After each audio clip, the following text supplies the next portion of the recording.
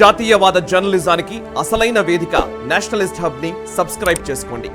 Notifications కోసం bell icon పై click చేయండి. నమస్తే, వెల్కమ్ టు నేషనలిస్ట్ హబ్. ప్రధాని మోదీ ముస్లిం సమాజంపై కీలక వ్యాఖ్యలు చేశారు. ముస్లింలలో చదువుకున్న వర్గాలు తమ అభ్యున్నతి కోసం ఆలోచించాలన్నారు. ప్రస్తుతం ప్రపంచం అభివృద్ధి దిశగా ముందుకు సాగుతుంటే ముస్లింలు మాత్రం తాము వేరే అన్నట్లు ఇతర మార్గాల్లో పయనిస్తున్నారని ఆవేదన వ్యక్తం చేశారు. అరబ్ దేశాలు కూడా అభ్యున్నత దిశగానే పయనిస్తున్నాయని చెప్పారు. వారు కేవలం ఓటు బ్యాంకుతో దేశ రాజకీయాలను ప్రభావితం చేస్తామని భావిస్తే అభివృద్ధి చెందడం అటుంచితే అధోగతి పాలవుతారని, అందువల్ల వారు ఇతర వర్గాలతో కలిసి ముందుకు సాగాలన్నారు. దీని గురించి ఆ సమాజంలోని ఉన్నత చదువులు చదువుకున్న వారంతా ఆలోచించాలని హితవు పలికారు. అయితే మోదీ ఇచ్చిన ఈ సందేశాన్ని క్షుణ్ణంగా గమనిస్తే ఎన్నో విషయాలు మనకు అర్థమవుతాయి. ఆ సమాజం ప్రస్తుతం ఎదుర్కొంటున్న అనేక సమస్యలకు ఒక పరిష్కారం లభిస్తుంది. మోదీ పిలుపునిచ్చిన విధంగా ఇప్పటికైనా జరగకపోతే భవిష్యత్తులో ఆ సమాజం మరింత వెనక్కి వెళుతుందే తప్ప అభ్యున్నతి చెందదు. అసలు మోదీ చెప్పిన విషయాలను ఎలా చూడాలి? ముస్లిం వర్గంపై మోదీ ఎందుకు ప్రత్యేకంగా దృష్టి సారిస్తున్నారు? ఈ విషయాన్ని తెలుసుకుందాం. ఎవరు ఒప్పుకున్నా ఒప్పుకోకపోయినా ముస్లిం సమాజం ప్రస్తుతం ఒక విపత్కర పరిస్థితిని ఎదుర్కొంటోంది. కొన్ని వర్గాలు ఆ సమాజాన్ని వేరుగా చూస్తున్నాయి. ముస్లింలంటేనే వారు తమ వ్యతిరేకులని భావించేవారున్నారు. పలు సందర్భాల్లో వారికి ప్రత్యామ్నాయం వెతుక్కున్న వారు కూడా లేకపోలేదు. ఎక్కడైనా లవ్ జిహాద్ వంటి ఘటనలు లేక మత ఘర్షణలు జరిగినప్పుడు వారిని ఆర్థికంగా బహిష్కరించిన దాఖలాలు కూడా ఉన్నాయి. హిందువులు తమ పండగల రోజున ముస్లింల నుంచి పూలు పండ్లు కొనకూడదని, హిందూ దుకాణాలకే వెళ్ళి కొనుక్కుందామని అనుకున్న సంఘటనలు కూడా ఉన్నాయి. అంతేకాదు, వీరి పట్ల జాగ్రత్తగా ఉండాలని, లవ్ జిహాద్ వంటివి జరిగే అవకాశం ఉందని భావించేవారు మరికొందరున్నారు. ఇక ఈ వర్గానికి చెందిన హోటళ్లకు వెళ్ళేటప్పుడు కొంతమంది ముందు వెనుక ఆలోచించిన వారు ఉన్నారు. ఎక్కడ తూక్ జిహాద్ చేస్తారో అన్నది కొంతమంది భయం. మనం తినే ఆహారంలో వారు ఉమ్మేస్తారని అందుకే పేరు చూసి మరి హోటల్ను ఎంచుకున్న వారు కూడా లేకపోలేదు. దీంతో కొంతమంది ముస్లింలు హిందూ పేర్లు పెట్టుకొని హోటళ్లు నడపాల్సిన దుస్థితి వచ్చింది. వీటన్నిటికీ కారణం ఏంటి?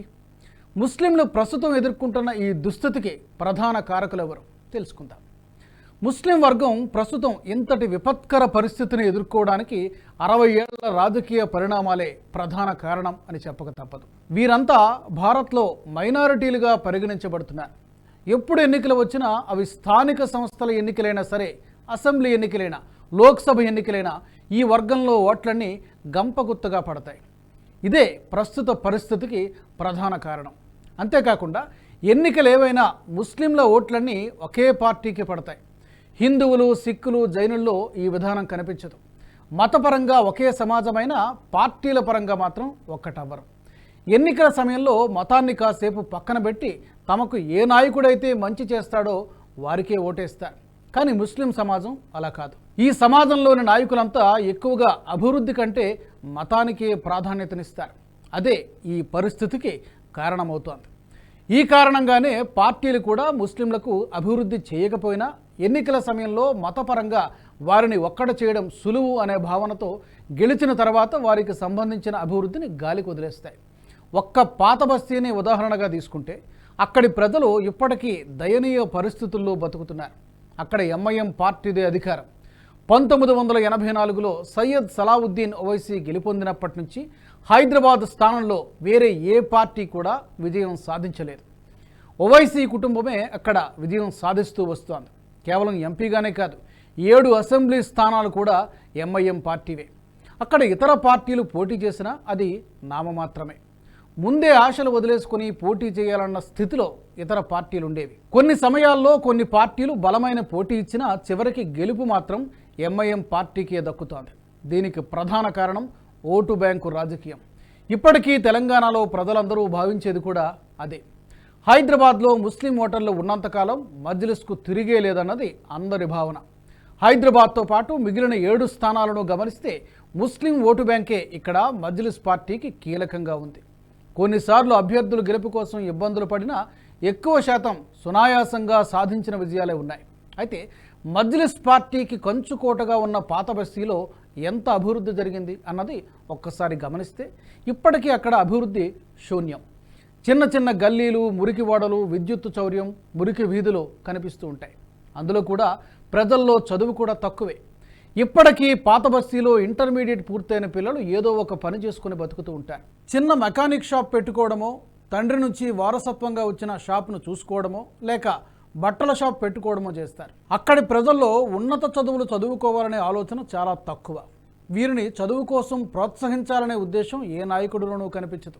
అంతేకాదు, మజ్లిస్ పార్టీ కూడా తమ వర్గంలో ఉన్నత చదువులు చదువుకుంటే అది మళ్ళీ తమకే నష్టం చేకూరుస్తుందేమో అనే భావనలో ఉన్నట్టు కనిపిస్తోంది. అందుకే అసదుద్దీన్ ఓవైసీ బారిస్టర్ చదువుకున్నా అక్కడి ముస్లింలు మాత్రం ఇంటర్మీడియట్తో చదువు ఆపేసే పరిస్థితి నెలకొంది.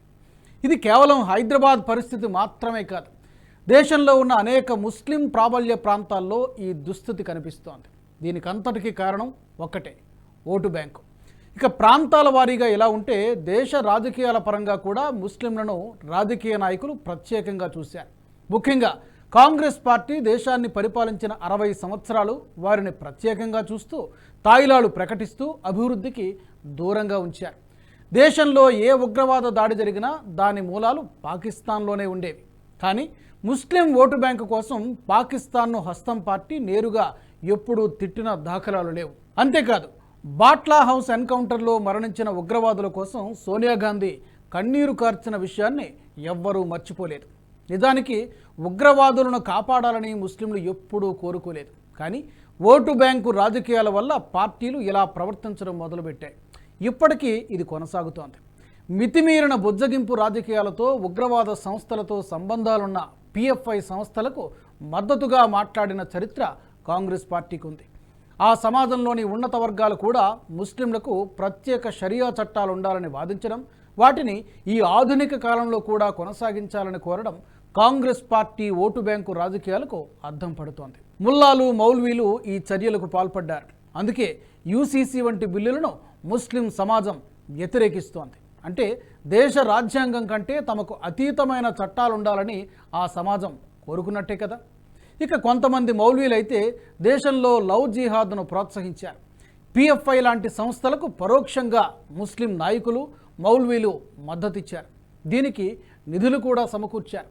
ఇక హలాల్ పేరుతో ముస్లిం సంస్థలు ఉగ్రవాదులకు న్యాయ సహాయం చేసిన ఘటనలు కూడా కోకొల్లలుగా ఉన్నాయి.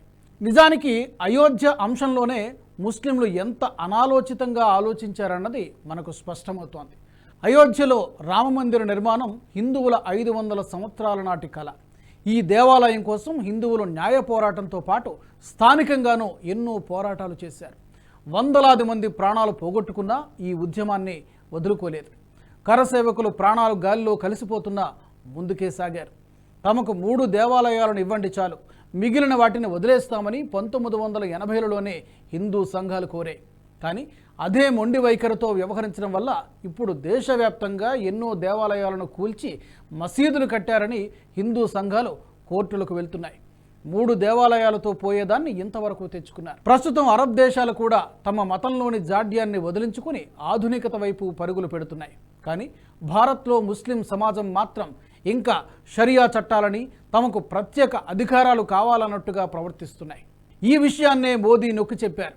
దీనికంతటికీ ప్రధాన కారణం సెక్యులర్ ముసుగులో బుజ్జగింపు రాజకీయాలు చేసే పార్టీలు, ఆ మతంలోని మతమౌఢ్యంతో వ్యవహరించే మౌల్వీలే.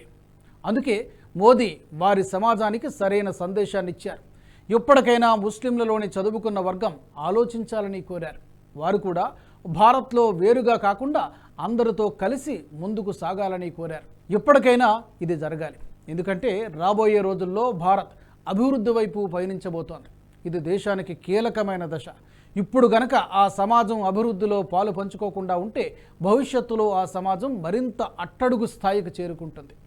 ఒకప్పుడు దేశ ప్రజలందరూ స్వాతంత్ర్యం కోసం పోరాడితే వీరు మాత్రం పాకిస్తాన్ కోసం పోరాడారనే వ్యాఖ్యలు ఇప్పటికీ వినిపిస్తున్నాయి. అదేవిధంగా ప్రస్తుతం గనక ఆ సమాజం మారకపోతే భవిష్యత్తులో కూడా ఇటువంటి వ్యాఖ్యలు వినిపించే అవకాశం లేకపోలేదు. ఈ వీడియో మీకు నచ్చినట్టయితే లైక్ చేయండి, 10 మందికి షేర్ చేయండి. అలాగే కామెంట్ల రూపంలో మీ అభిప్రాయాలను మాతో పంచుకోండి. Nationalist hub group of channels ను సబ్స్క్రైబ్ చేసుకుని తెలుగునాట జాతీయవాద జర్నలిజాన్ని ప్రోత్సహించండి. ఈ వీడియో కింద ఉన్న బెల్ ఐకాన్ పై క్లిక్ చేయడం మర్చిపోవద్దు.